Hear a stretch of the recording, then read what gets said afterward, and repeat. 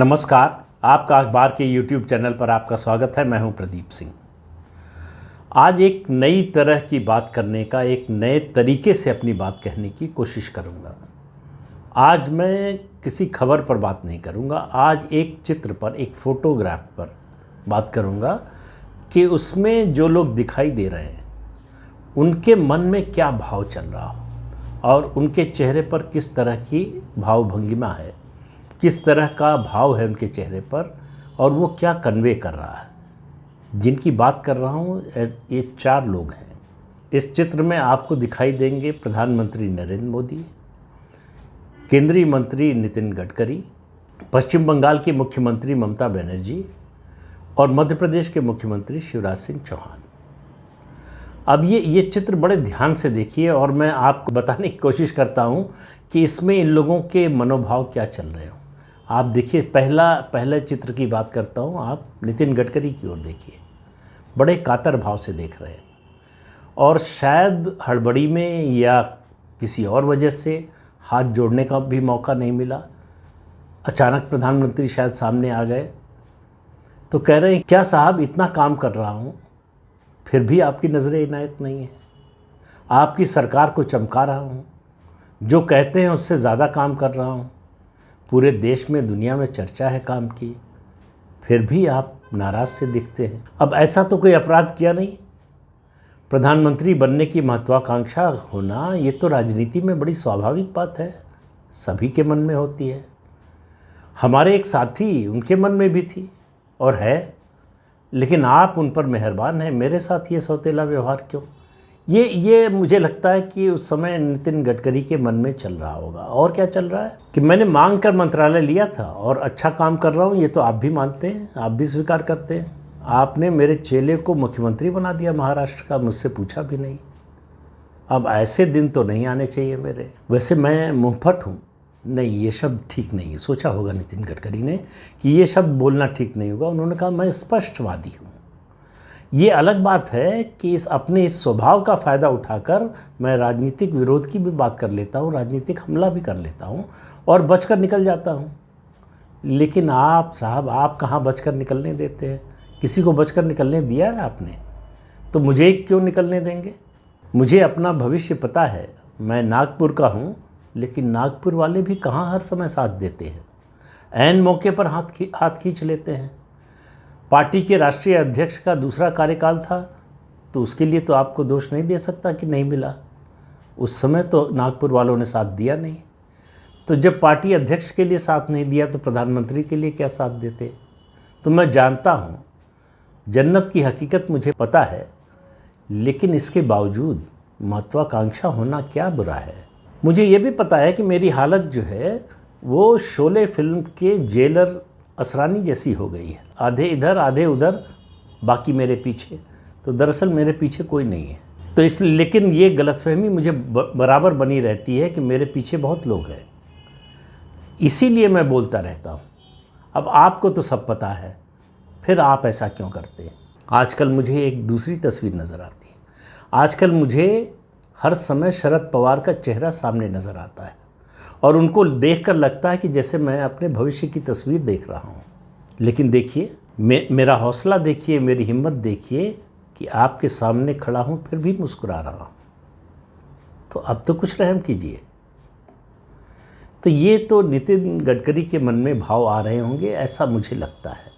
उनका जो राजनीतिक कार्यकलाप है, जिस तरह के उनके संबंध हैं भाजपा के नेताओं से, प्रधानमंत्री से, संघ से, उन सब को देखते हुए ऐसा मुझे लगा। हो सकता है कि ये सच्चाई ना हो, लेकिन जो मुझे लगा उसकी बात कर रहा हूँ। तो आप बताइएगा कि आपको ठीक लगा कि नहीं।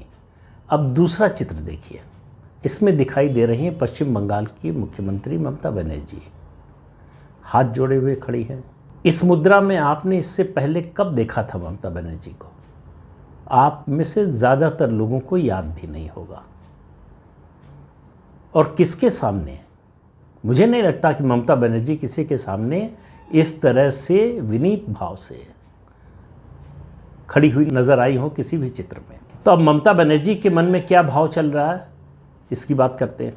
ममता बनर्जी अपने मन में बोल रही, दादा, वो मोदी दादा, आप तो बड़े भाई हो, तो लड़ाई लड़ाई माफ़ करो, मेरे मन माफिक इंसाफ करो।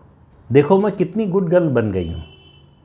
कितने दिन हो गए मैंने आप लोगों को या आपकी पार्टी के किसी नेता को दंगाबाज नहीं बोला। आप सोचिए मेरी क्या हालत होगी। बार बार मन में आता है कि बोल दूँ, अब बोल दूँ, अब बोल दूँ, फिर लगता है कि नहीं, दादा ही मेरे परिवार को बचा सकते हैं। तो अब आप ही बताइए दादा, क्या परिवार का हित सोचना गलत बात है? मैं गलत तो नहीं सोच रही हूँ। अब देखिए, आपकी बात तो दूसरी है, आप अपनी पार्टी को ही अपना परिवार समझते हैं, लेकिन मेरे लिए तो मेरा परिवार ही मेरी पार्टी है। अगर परिवार नहीं बचेगा तो मेरी पार्टी भी नहीं बचेगी। ये बात तो आप अच्छी तरह समझ गए, और आप जो कर रहे हैं इस समय, मुझे समझ में आ रहा है कि आपने मेरी इस कमज़ोर नस को पकड़ लिया है। अब ये सोचने में क्या गड़बड़ है दादा? देखो, मैंने तो उस धोखेबाज यशवंत सिन्हा को अपने घर से बाहर कर दिया, सोनिया गांधी के मैसेज का जवाब तक नहीं दिया, और शरद पवार का फ़ोन नहीं उठाया, और उपराष्ट्रपति के चुनाव में तो वोट भी नहीं दिया उन लोगों के साथ। अब तो कुछ समझो दादा, मेरी हालत को समझिए। कितने दिन हो गए, और मुझे तो लगता है जैसे बरसों हो गए हो। भाजपा के किसी नेता की हत्या, उसके घर में आगजनी, महिलाओं के साथ दुर्व्यवहार, इसकी खबर ही नहीं सुनी। अब आप सोचिए कि मेरा दिन कैसे गुजर रहा है, रात कैसे गुजर रही है। आप इसका अंदाज़ा लगा सकते हैं दादा। आप समझदार हैं, जानते सब हैं, बोलते कभी कभी हैं। मुझे तो अब अपने कानों पर शक होने लगा है कि हो सकता है कि ऐसी खबरें आ रही हों, सुनाई दे रही, मुझे ही नहीं सुनाई दे रही। दादा देखो, मैंने तुम्हारे संदेशवाहक, वो हिमंत बिश्व शर्मा है ना, असम का मुख्यमंत्री, उससे कितना प्रेम से बात किया। मैं इससे पहले कभी किया था क्या? मैं लोगों से कैसे बात करती है आपको पता है ना। तो आप सोचो मैं क्या क्या कर रही हूँ। आपके डर से नहीं, मैं जानती हूँ आप मेरे बड़े भाई हैं, इसलिए कर रही हूँ। आपके लिए देखिए अभी मिष्टी दही लेके आई है, आपके सामने हाथ जोड़ कर खड़ी हूँ। तो आप तो भगवान राम को मानने वाले हैं। मैंने भगवान राम का अपमान किया, उनका विरोध किया, उसकी सज़ा जो है मुझे मिल गई है। मुझे समझ में आ गया है कि भगवान का विरोध करना, अब देखो मैं चंडी पाठ करती हूँ तो फिर राम का विरोध कैसे कर सकती हूँ। एक बार गलती हो गई दादा, माफ़ कर दो।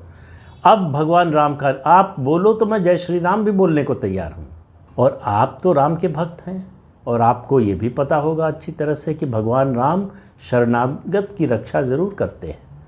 तो अब शरण में आ गई हूँ, तो अब तो अपनी भ्रिकुटी जो है, जो तनी हुई थी, उसको शांत कर दीजिए, उसको सीधी कर दीजिए।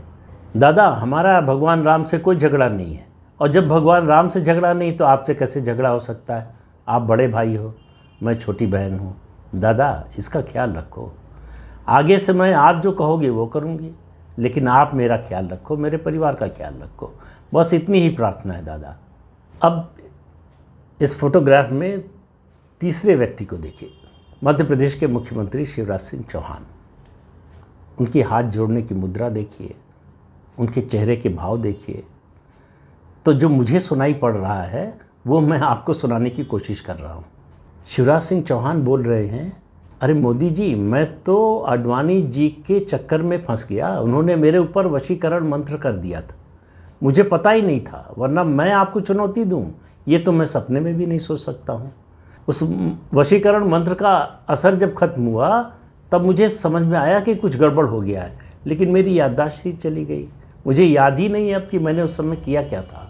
तो जब जो याद नहीं है उसकी सज़ा तो नहीं मिलनी चाहिए। देखिए, मुझे सज़ा तो वैसे मध्य प्रदेश की जनता ने दे दिया। मैंने आपको चुनौती दी, गलत काम किया, मुझे मालूम नहीं था, मैं उस समय अपने होशो हवास में नहीं था, इसलिए ऐसा हो गया। तो मैं तो सब भूल गया हूँ। वो कहते हैं ना कि बुरे सपने को कभी याद नहीं रखना चाहिए, अच्छी बात नहीं होती है। तो मैंने वो सब भुला दिया है। मैंने अपने राजनीतिक जीवन की स्लेट से उतना हिस्सा निकाल दिया, मिटा दिया है। तो आप विश्वास कीजिए, अब एक बार तो मध्य प्रदेश की जनता जो है, उसकी नाराज़गी देख के हनुमान जी ने गदा चला दिए। तो आपने भगवान राम से सिफारिश करके बचा लिया, फिर मुख्यमंत्री बना दिया। लेकिन मोदी जी, एक और समस्या हो गई। आजकल रात में मुझे बहुत बुरे बुरे सपने आ रहे हैं। मुझे सपने में दिखाई देता है ज्योतिरादित्य सिंधिया मेरी कुर्सी छीन रहे हैं। मोदी जी, ऐसा मत होने दीजिएगा। अब चुनाव में 1 साल ही बचा है। मैं अपना पूरा ध्यान चुनाव पर लगाना चाहता हूं, लेकिन बार बार ध्यान उधर चला जाता है। मैं बार बार कुर्सी से उठते ही देखता हूं कुर्सी की ओर कि वहीं पर है, कहीं खिसक तो नहीं गई। इसलिए प्रार्थी की मनोदशा को समझते हुए सविनय निवेदन है कि मेरे पिछले 8 सालों की वफादारी का भी ध्यान रखें और ज्योतिरादित्य सिंधिया के इस बुरे सपने से मुझे बचाएं, मेरी रक्षा करें। अच्छा होगा आप उन्हें अपने पास दिल्ली में ही रखें। बड़े योग्य व्यक्ति हैं, दिल्ली में आपके लिए ज़्यादा कारगर होंगे, ज़्यादा उपयोगी होंगे। मध्य प्रदेश मेरे ऊपर छोड़ दीजिए, आप भरोसा रखिए, आपको कोई शिकायत का मौका नहीं दूंगा। तो शिवराज सिंह चौहान जिस मुद्रा में खड़े हैं, जिस कातर मुद्रा में खड़े हैं, वो समझ में आ रहा है कि वो अपने भविष्य को लेकर चिंतित है। अपने भविष्य को लेकर उनके मन में आशंकाएं हैं। बहुत से लोगों के मन में है, कुछ लोगों के मन में नहीं भी होगी।